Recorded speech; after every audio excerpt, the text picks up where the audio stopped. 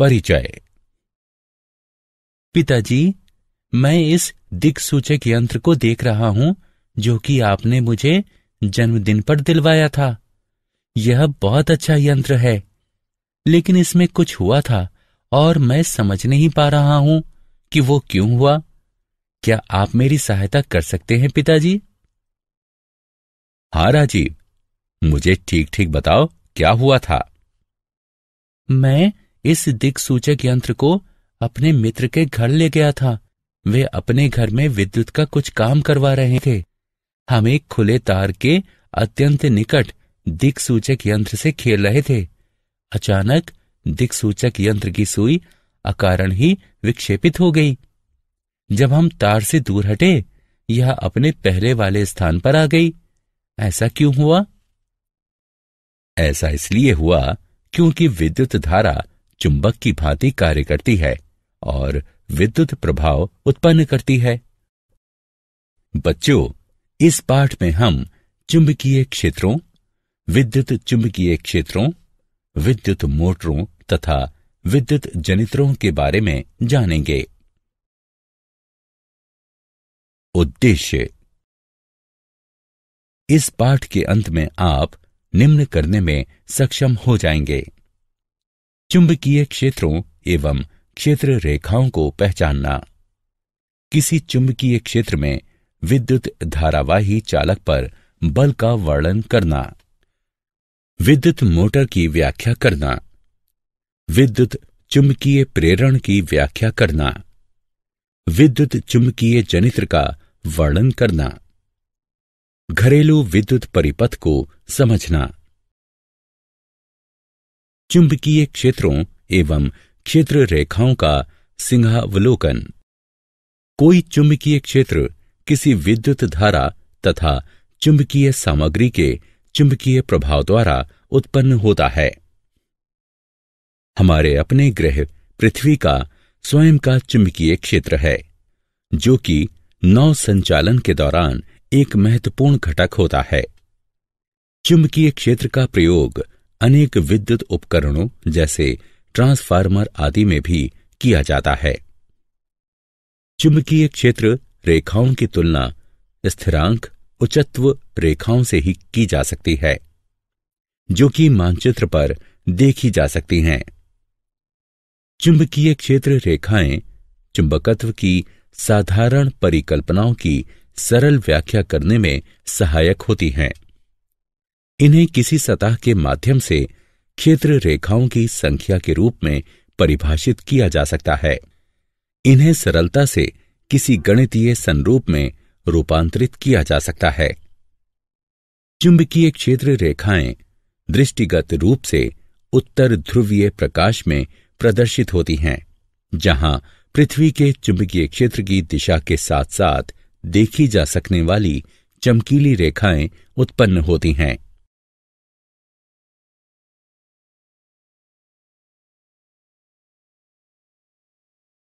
विद्युत धारावाही चालक। किसी धातु चालक में होकर गुजरने वाली विद्युत धारा अपने इर्द गिर्द चुंबकीय क्षेत्र उत्पन्न करती है। किसी चुंबकीय क्षेत्र में रखे हुए विद्युत धारावाही चालक का आवेश ऐसी दिशा में विलग्न की अनुभूति देता है जो कि विद्युत तथा चुंबकीय क्षेत्र पर लंबवत हों। इसके परिणाम स्वरूप एक ऐसी विद्युत संचालन शक्ति उत्पन्न होती है जिसकी दिशा प्रयुक्त चुंबकीय क्षेत्र की समानुपातिक होती है। इस प्रभाव को उल्टा भी किया जा सकता है।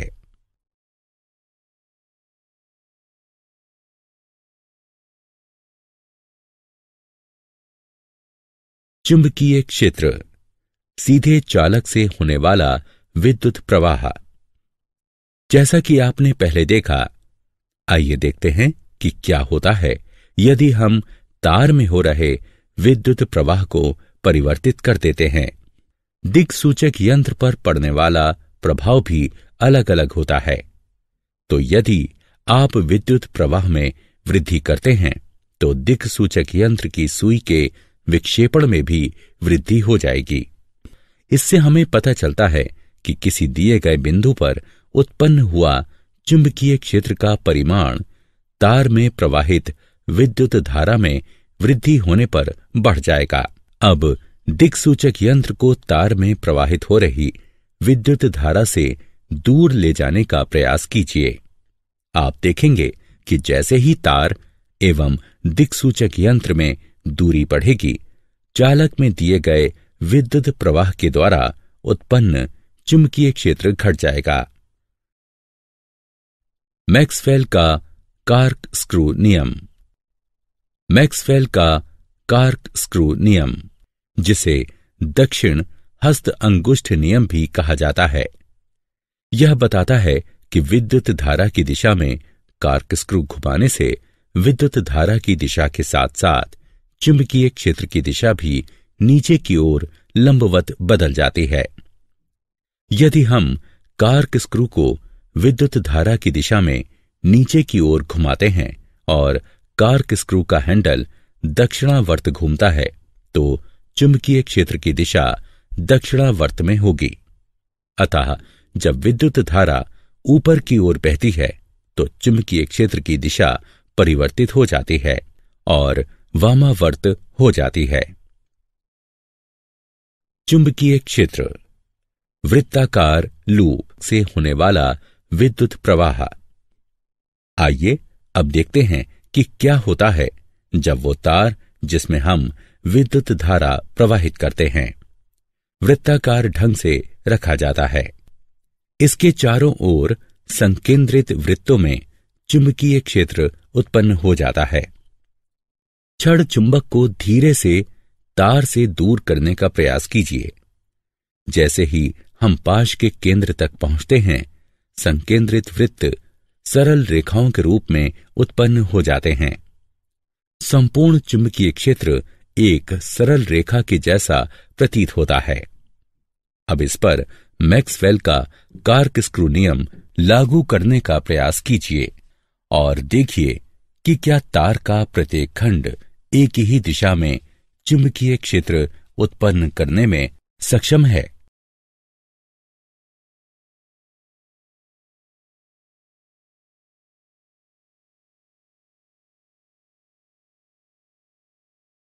चुंबकीय क्षेत्र, परिनालिका में विद्युत प्रवाह।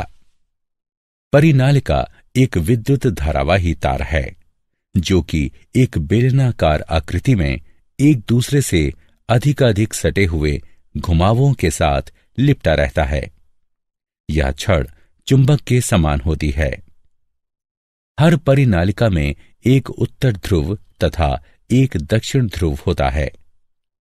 किसी परिनालिका के भीतर उपस्थित चुंबकीय क्षेत्र रेखाएं सरल रेखाएं होती हैं और ये इंगित करती हैं कि किसी परिनालिका में सभी बिंदुओं पर चुंबकीय क्षेत्र समान होता है। परिनालिका का यह शक्तिशाली चुंबकीय क्षेत्र चुंबकीय सामग्री को आकर्षित करता है। इस प्रकार का चुंबक विद्युत चुंबक कहलाता है। विद्युत धारावाही चालक का बल। हम देख चुके हैं कि किसी चालक से होकर बहने वाली विद्युत धारा चुंबकीय क्षेत्र निर्मित करती है। इस प्रकार निर्मित चुंबकीय क्षेत्र चालक के निकट रखे गए छड़ चुंबक पर बल लगाता है। फ्रांसीसी वैज्ञानिक आंद्रे मैरी एम्पियर ने यह पता लगाया कि छड़ चुंबक भी चालक पर विपरीत एवं समान बल लगाती है। फ्लेमिंग का वाम हस्त नियम। फ्लेमिंग का वाम हस्त नियम 3 दिशाओं का प्रतिनिधित्व करने वाला स्मारक है। आपको अपने बाएं हाथ के अंगूठे, तर्जनी और मध्यमा को फैलाना है। हर उंगली अलग दिशा की ओर संकेत करती है। तर्जनी चुंबकीय क्षेत्र की दिशा में संकेत करती है। मध्यमा विद्युत धारा की दिशा में संकेत करती है। अंगूठा गति की दिशा में संकेत करता है। इसे फ्लेमिंग का वाम हस्त नियम कहते हैं। उदाहरणों में वूफर, सबवूफर, विद्युत प्रवर्तक आदि सम्मिलित हैं।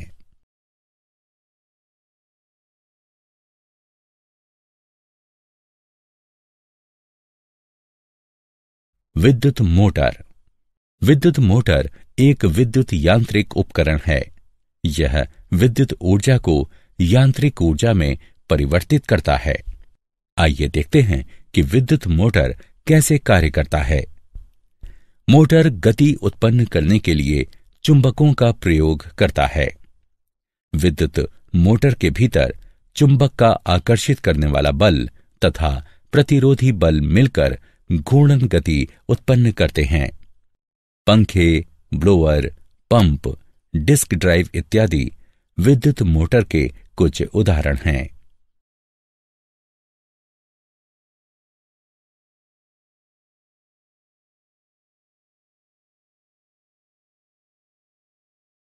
वैद्युत चुंबकीय प्रेरण। चुंबकीय क्षेत्र से होकर गति करने वाले किसी चालक द्वारा किया गया विद्युत उत्पादन वैद्युत चुंबकीय प्रेरण कहलाता है।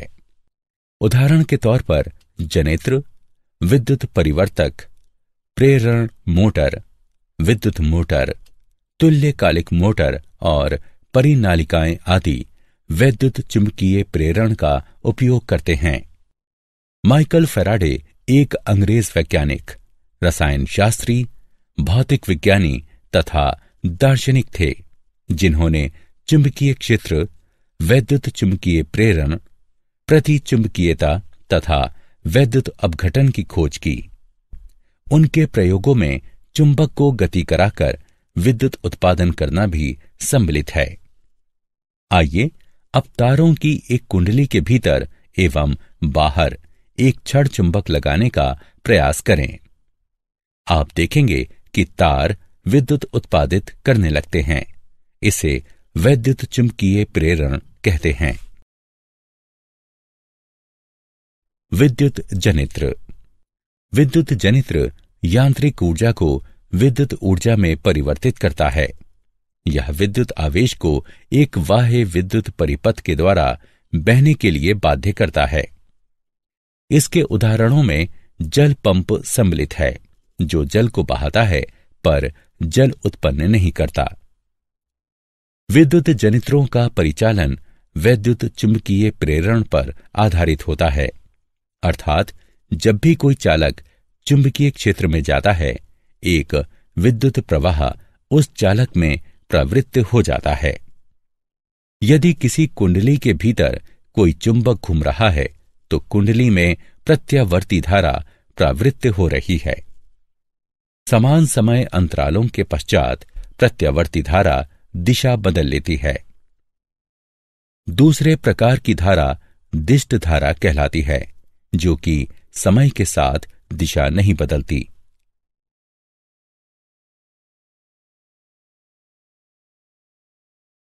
घरेलू विद्युत परिपथ। विद्युत शक्ति जहां प्रयोग में लाई जाती है, वहां से काफी दूर इसका उत्पादन होता है। विद्युत उत्पादन केंद्रों पर विद्युत का उत्पादन 50 हर्ट्ज की प्रत्यावर्ती वोल्टेज आवृत्ति के साथ 11,000 वोल्ट पर होता है। विद्युत को विभिन्न स्थानों पर उपभोग के लिए उच्च वोल्टेज पर पारेषित किया जाता है, ताकि पारेषण के दौरान ऊर्जा की हानि कम से कम हो। विद्युत शक्ति हमारे घरों में 3 तारों द्वारा प्रवेश करती है। ये हैं विद्युन्मय तार यानी लाल तार, उदासीन तार यानी काला तार तथा अर्थ का तार यानी हरा तार। विद्युन्मय तार में 220 वोल्ट का विभव होता है और उदासीन तार में 0 विभव होता है। अतः विद्युन्मय तथा उदासीन तारों के मध्य विभवांतर होता है 220 वोल्ट। घरों में इस्तेमाल किए जाने वाले उपकरणों में विभिन्न प्रकार के विद्युत परिपथों का प्रयोग किया जाता है। अर्थ के तार को धातु की एक प्लेट से धरती में गहराई तक जोड़ा जाता है, ताकि उपकरणों के इस्तेमाल के दौरान विद्युत धारा के रिसाव से तीव्र झटका न लगे। सभी परिपथों में एक महत्वपूर्ण परिपथ है फ्यूज। ये इस बात को सुनिश्चित करता है कि किसी उपकरण में विद्युत धारा के अतिभारण के कारण कोई हानि ना हो। अतिभारण तब होता है जब विद्युन्मय तार तथा उदासीन तार परस्पर संपर्क में आते हैं या वोल्टेज की आपूर्ति में वृद्धि हो जाए। ऐसी परिस्थिति में फ्यूज विद्युत प्रवाह को रोककर परिपथ अथवा उपकरण को खराब होने से बचाता है। क्या आप जानते हैं, छड़ चुंबक के क्षेत्र के विपरीत धरती का चुंबकीय क्षेत्र समय के साथ परिवर्तित हो जाता है, क्योंकि यह धरती के बाह्य भाग पर ढली हुई लौह मिश्र धातुओं के चालन के कारण बना होता है। फ्लेमिंग का वाम हस्त अंगुष्ठ नियम विद्युत मोटरों में प्रयुक्त होता है, जबकि फ्लेमिंग का दक्षिण हस्त नियम विद्युत जनित्रों में प्रयुक्त होता है। मोटरों एवं जनित्रों में पृथक पृथक हाथों का प्रयोग किया जाना चाहिए, क्योंकि मोटरों एवं जनित्रों के कारण और प्रभाव में अंतर होता है। सारांश। आइए हमने जो कुछ सीखा है उसे संक्षेप में दोहराएं। चुंबकीय क्षेत्र एवं चुंबकीय क्षेत्र रेखाएं कैसे उत्पन्न होती हैं? किसी चुंबकीय क्षेत्र में विद्युत धारावाही चालक पर बल। विद्युत मोटर क्या है और यह कैसे कार्य करता है? वैद्युत चुंबकीय प्रेरण क्या है और इसके क्या उपयोग हैं? वैद्युत चुंबकीय जनित्र है और ये कैसे कार्य करता है? घरेलू विद्युत परिपथों में तारों एवं फ्यूज का उपयोग।